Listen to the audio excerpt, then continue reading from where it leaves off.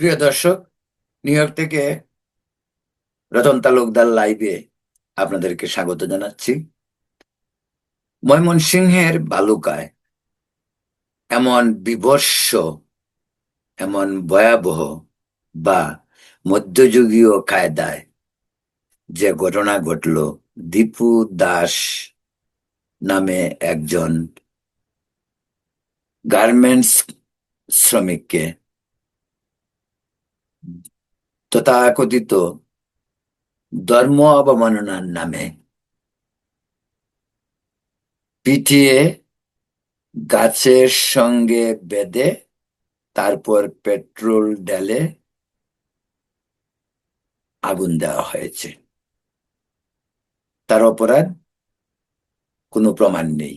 এমনকি র্যাব পর্যন্ত বলেছে যে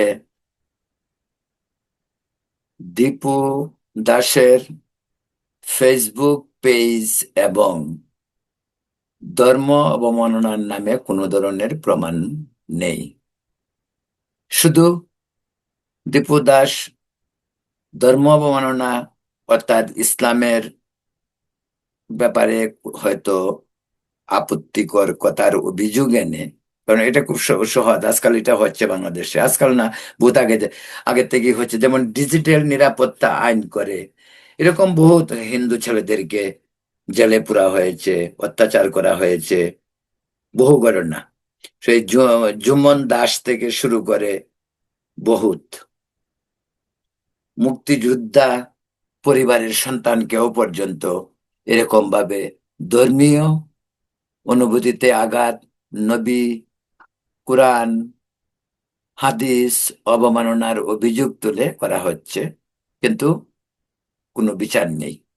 অথচ অধিকাংশ ক্ষেত্রেই দেখা যায় এইসব ওদেরকে ফাঁসানোর জন্য করা হয়। সব ফেক আইডি থেকে মুসলমান ছেলেবেলেরাই, তরুণরাই ওদের নামে আইডি করে ওদেরকে ফাঁসানোর জন্য করা হয়। এর যথেষ্ট প্রমাণ আছে। এর একটা সবচেয়ে বড় উদাহরণ যেটা, ওই যে কুমিল্লায় দুর্গাপূজার সময় শেখ হাসিনার আমলে নানুয়ার দিঘির পাড়ের যে দুর্গাপূজা, সেখানে হনুমানের পায়ের নিচে পবিত্র কোরআন শরীফ রাখা হয়েছিল। এই অভিযোগে বিশাল লঙ্কাকাণ্ড ঘটেছে। পরে জানা গেল হিন্দুদের নয়, হিন্দুরা এই কাজ করেনি।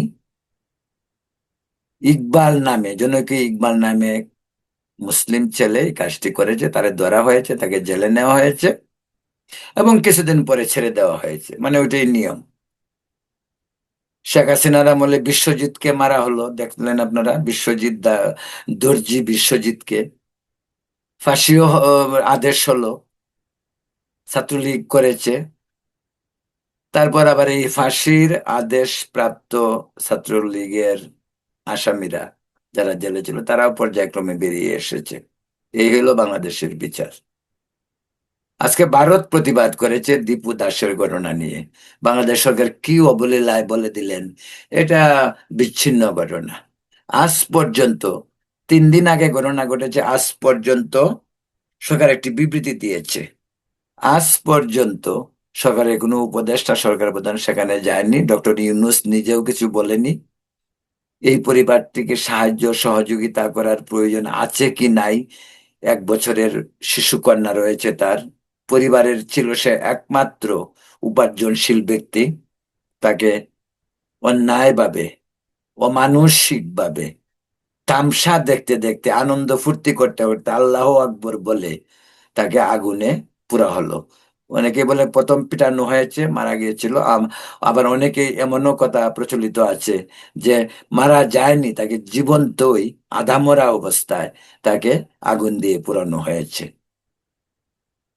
কিন্তু সরকার নীরব। উল্টু ভারত যখন প্রতিবাদ করলো, সারা পৃথিবীতে এর প্রতিবাদ চলছে। মানবাধিকার সংস্থাগুলি প্রতিবাদ করছে, জাতিসংঘ প্রতিবাদ করছে, ভারতে বিক্ষোভ হয়েছে, নিউ ইয়র্কে বিক্ষোভ হয়েছে, অস্ট্রেলিয়ায় বিক্ষোভ হয়েছে, ইউরোপে বিক্ষোভ হয়েছে, জার্মানিতে বিক্ষোভ হয়েছে। সারা পৃথিবীতে যেখানে বাঙালি আছে সকলেই বিক্ষোভে অংশ নিচ্ছে। সরকার বলছে এটা বিচ্ছিন্ন ঘটনা, কারণ সে হিন্দু। এই জন্য তো ধর্ম অবমাননার অভিযোগ আনা হয়েছে। সে যদি মুসলিম হতো, ধর্ম অবমাননার কথা বলা হতো, বা তখন বলা হতো তাও কোনো মুসলিম যদি করে বলা হতো যে সে পাগল। এই কিছুদিন আগে তো কুমিল্লায় না ব্রাহ্মণবাড়িয়া এমন একটি ঘটনা ঘটেছে, আমি যতটুকু জানি, কোরআন শরীফ আগুনে পোড়াচ্ছিল একটা একটি মুসলিম যুবক। কই তারা অ্যারেস্ট করা হয় নাই, কিছু করা হয় নাই।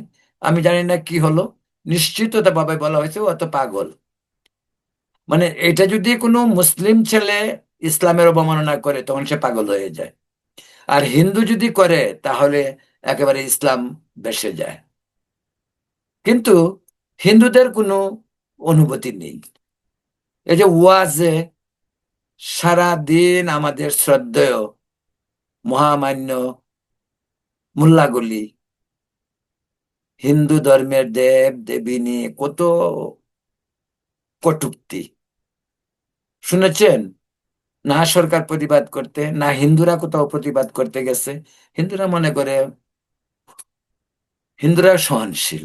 তারা মনে করে যে ওরা কি বললো না বললো তাতে আমার ভগবানের কি হলো।